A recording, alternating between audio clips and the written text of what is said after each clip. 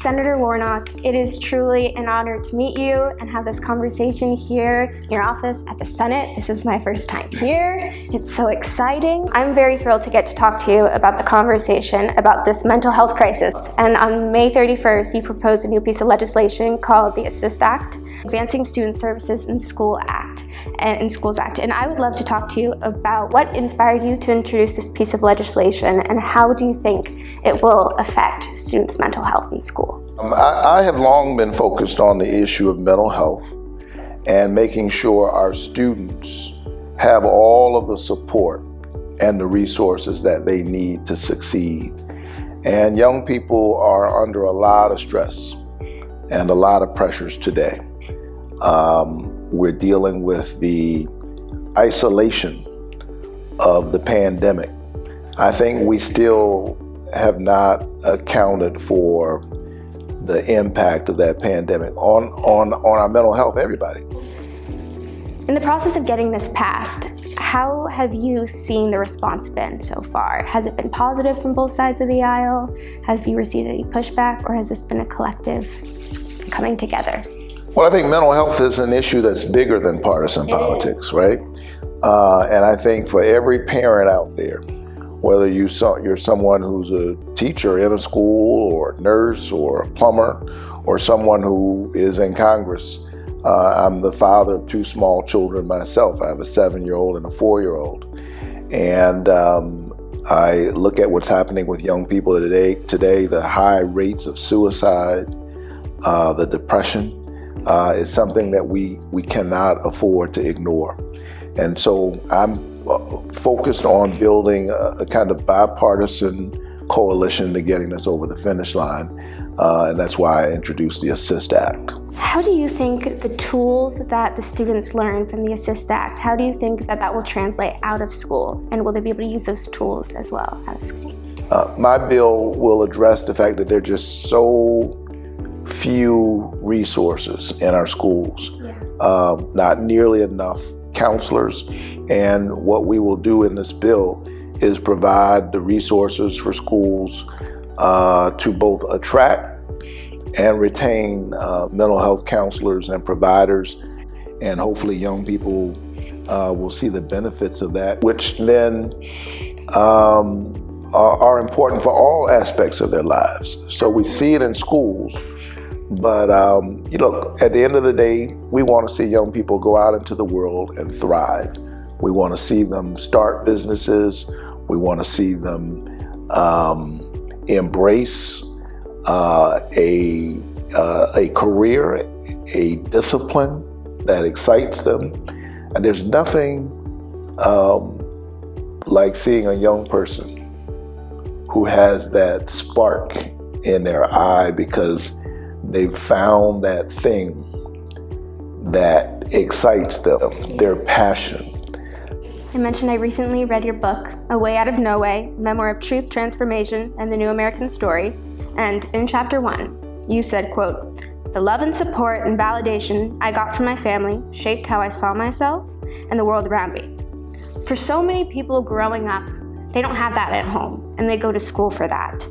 How will the ASSIST legislation give the students the support and validation they need when they're at school? I had two incredible parents. My father's deceased. My mom, gratefully, is still with us. But even for young people who have parents at home who are very supportive, sometimes you need more. Sometimes there's a disconnect. There's the tension that almost inevitably comes with growing up and finding your own voice and your own sense of agency and autonomy. And in those spaces and places, for a lot of people it was a teacher, for others it was a guidance counselor or a school nurse or a principal. I think of Gwen Goodman, who was my high school principal growing up. She was this short, and I talk about her in the book, a little diminutive woman, but powerful, such a powerhouse. She was no nonsense. She didn't take any stuff. But we all knew that she loved us and she wanted the best for us. And that's why I think that people who work in schools, whether they are teachers or guidance counselors, sometimes even the school janitor, they're there for our kids. But my bill provides that people who have this particular expertise in providing mental health support are right there in our schools to give our kids the support that they need. And I can't think of anything that's more important than that. Do you have any advice to help students with the fear that we're under and to maintain faith in a time with just such uncharted territory that we're at? Well, I would say to people, keep the faith and keep fighting. And I don't say that in a glib way. Yeah. These struggles are not easy. They're just that, it's a struggle. And I acknowledge that young people today have pressures that I didn't face as a kid growing up in the 80s. Pressures you didn't even know about. We thought those were tough times, right?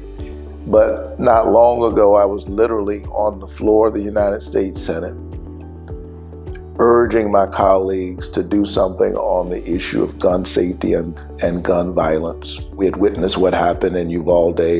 The Congress did pass some legislation after that, which helps, but it's not enough. We see mass shooting after mass shooting. We've had more mass shootings this year than we've had days this year.